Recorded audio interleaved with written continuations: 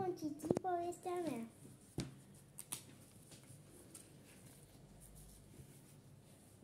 M-am săturat de fructe, se plânge papagalul, făcând prin volta verde un dita mai scandalul.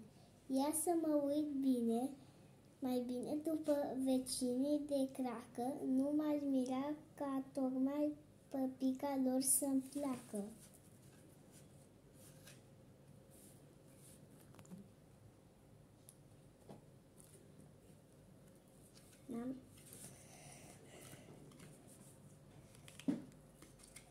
Știm că aligatorul mănâncă părătește, acum se ascunde în apă și vrea să prindă pește.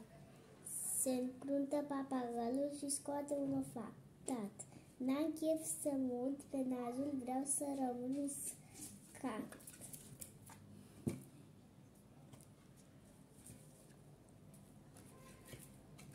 Poftind și furnicarul, din loc în loc se plimbă și zeci de mușuroare, iar încăpea pe limbă. Ori fi gustoase, nu zic, dar vai cât sunt de mici și zău că nu mă atrage să ciugulesc furnici.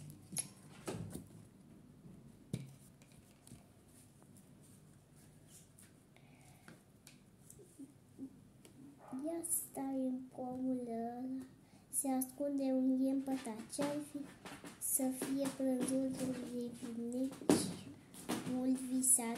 Văleu e chiar goarul și-și face siesta în soare.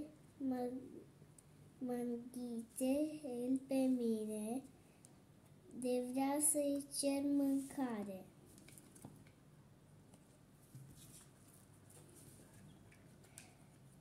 Tot sus dintre crenguțe e locul cel mai bun, nu te atacă nimeni, ascultă-mă ce-ți spun. Și ce fructe coapte se miră papagalul, grozav sunt gustoase, iar ăsta e finalul.